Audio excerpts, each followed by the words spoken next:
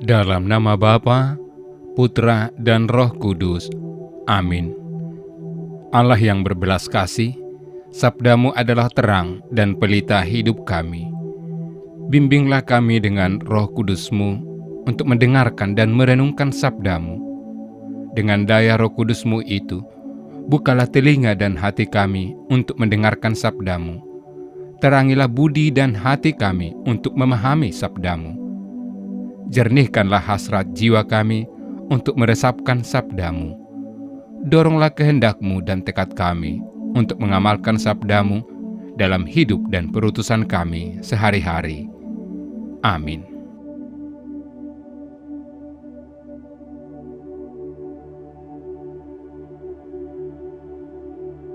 Sesudah mendengar semuanya itu, banyak dari murid-murid Yesus yang berkata, "Perkataan ini keras, siapakah yang sanggup mendengarkannya?"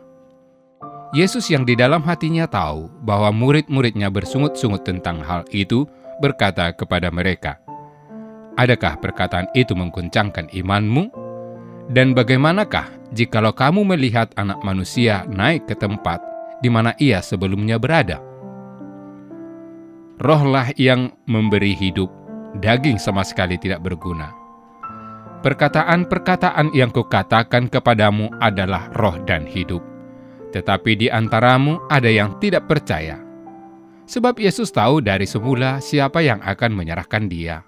Lalu Ia berkata, "Sebab itu telah kukatakan kepadamu, tidak ada seorang pun dapat datang kepadaku kalau Bapa tidak mengaruniakannya kepadanya." Mulai dari waktu itu, banyak murid-muridnya mengundurkan diri dan tidak lagi mengikuti Dia. Maka kata Yesus kepada ke-12 muridnya, "Apakah kamu tidak pergi juga?" Jawab Simon Petrus kepadanya, "Tuhan, kepada siapakah kami akan pergi? Perkataan-Mu adalah perkataan hidup yang kekal, dan kami telah percaya dan tahu bahwa Engkau adalah yang kudus dari Allah." Jawab Yesus kepada mereka, "Bukankah aku sendiri yang telah memilih kamu yang 12 ini? Namun seorang di antaramu adalah iblis." Yang dimaksudnya ialah Yudas, anak Simon Iskariot, sebab dialah yang akan menyerahkan Yesus. Dia seorang di antara ke-12 murid itu. Demikianlah sabda Tuhan. Saudara-saudari terkasih dalam Kristus Yesus, seringkali peribahasa "tak kenal maka tak sayang" diungkapkan oleh seseorang sebelum memperkenalkan dirinya kepada orang banyak. Dalam berelasi satu dengan yang lain, pengenalan pribadi adalah dasar dari relasi yang baik. Setelah saling mengenal, pastilah akan tumbuh niat untuk membangun relasi dan mempertahankan relasi tersebut. Relasi orang Kristiani itu, selain harus berelasi dengan sesama, juga harus membangun relasi pertama-tama kepada Tuhan. Mengapa harus berelasi kepada Tuhan? Jawabannya, karena Tuhanlah penyelenggara hidup kita. Dia pertama-tama telah memperkenalkan dirinya kepada umat manusia lewat segala kebaikan yang ada di dunia ini. Dia menebus kita dengan darah-Nya yang kudus. Dia memanggil kita hidup dalam keluarga Allah dan memanggil kita kepada kekudusan. Sekarang tugas kita adalah senantiasa setia membangun relasi dengannya. Saudara-saudari terkasih, sabda Tuhan pada hari ini mengarahkan kita untuk menata kembali relasi dan kesetiaan kepada Tuhan. Dalam bacaan pertama dari kitab Yosua, kita mendapat gambaran tentang relasi bangsa Israel dan kesetiaan mereka kepada Tuhan Allah yang benar. Yosua mengatakan kepada mereka di Sikem, "Beginilah firman Tuhan Allah Israel. Dahulu kala di seberang sungai Efrat, disitulah diam nenek moyangmu, yakni Terah, ayah Abraham dan ayah Nahor. Dan mereka beribadah kepada Allah lain. Tetapi jika kamu anggap tidak baik untuk beribadah kepada Tuhan, pilihlah pada hari ini kepada siapa kamu akan beribadah. Allah yang kepadanya nenek moyangmu beribadah di seberang sungai Efrat, atau Allah orang Amori yang negerinya kamu diami ini? Tetapi aku dan seisi rumahku, kami akan beribadah kepada Tuhan." Orang-orang Israel sepakat untuk tetap mengingat relasi yang baik dengan Tuhan, bersama dengan Yosua dan keluarganya.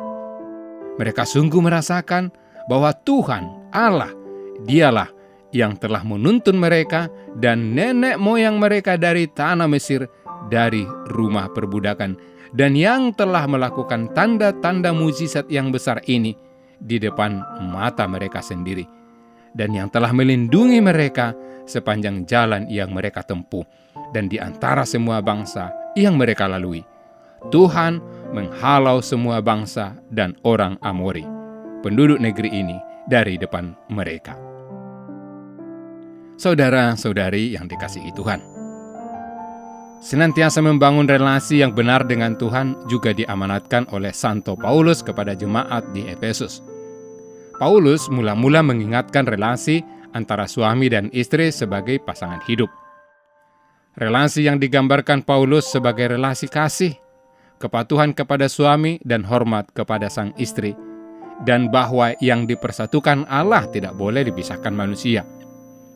Relasi suami dan istri yang sangat harmonis ini menjadi model relasi antara Tuhan Yesus dan gerejanya. Paulus menulis, "Sebab itu laki-laki akan meninggalkan ayahnya dan ibunya dan bersatu dengan istrinya, sehingga keduanya itu menjadi satu daging." Rahasia ini besar, tetapi yang aku maksudkan ialah hubungan Kristus dan jemaat. Seperti relasi Kristus dengan gerejanya, demikianlah hendaknya relasi suami istri. Kristus pertama-tama telah mencintai gerejanya dan mengajak umat untuk menjadi bagian dari keluarga Kristus. Tugas kita adalah mengimani Kristus sendiri dan menaruh hormat kepadanya. Saudara-saudari yang terkasih di dalam Tuhan, dalam bacaan Injil kita mendengarkan bahwa Yesus adalah roti hidup. Tuhan Yesus sudah menegaskan bahwa Dialah roti hidup yang turun dari surga. Konsekuensinya adalah, barang siapa makan dagingku dan minum darahku, ia mempunyai hidup yang kekal, dan aku akan membangkitkan dia pada akhir zaman. Kesediaan Yesus menjadi roti hidup tentu akan menjadi berdaya guna ketika orang mau menerimanya. Hal ini juga dialami oleh para rasul. Relasi pribadi dan kesetiaan iman menjadi kekuatan tersendiri bagi para rasul untuk tetap tinggal bersama Yesus. Kita semua diundang untuk setia membangun relasi dengan Yesus, roti yang hidup. Beberapa hal yang harus kita miliki sebagai pengikut Kristus adalah kita harus merasa membutuhkan Tuhan dalam setiap situasi hidup kita. Sakramen Ekaristi mempersatukan kita sebagai pribadi dengan Tuhan dan mempersatukan dalam persekutuan antar pribadi-pribadi. Kita harus yakin bahwa kita tidak berjalan sendiri, tidak berjalan dengan sesuatu, tetapi berjalan dengan seorang yang bernama Yesus. Dia bahkan memberi dirinya sebagai roti hidup untuk menguatkan kita semua. Saudara-saudari yang dikasihi Tuhan, kita dipanggil untuk menjadi roti hidup bagi sesama. Sama seperti Yesus yang merelakan tubuhnya dipecah-pecah dan dibagikan. Demikian juga kita berani kehilangan diri kita untuk kebaikan sesama kita. Ini merupakan panggilan Kristiani, yakni ada dan berada untuk kebaikan sesama. Tujuan hidup ini tidaklah gampang, tetapi ketika terbuka pada kehendak Allah dan senantiasa membangun relasi dengan Tuhan lewat doa-doa, lewat perayaan Ekaristi, lewat mendengarkan sabda Tuhan, kita pasti sanggup menghidupinya. Tuhan memberkati. Ya Allah, kami bersyukur atas rahmat pemeliharaan yang senantiasa Engkau limpahkan bagi kami. Ajarilah kami untuk berani mempunyai sikap pemeliharaan atas hidup dan tindakan kami, memelihara yang baik, yang benar, dan yang kudus. Semoga kasih dan kesetiaan-Mu menghantar kami untuk mampu setia juga. Tuhan, kami persembahkan pemeliharaan hidup kami ke dalam tangan-Mu. Amin. Kami bersyukur atas rencana perjalanan apostolik Bapak Suci Fransiskus ke Indonesia.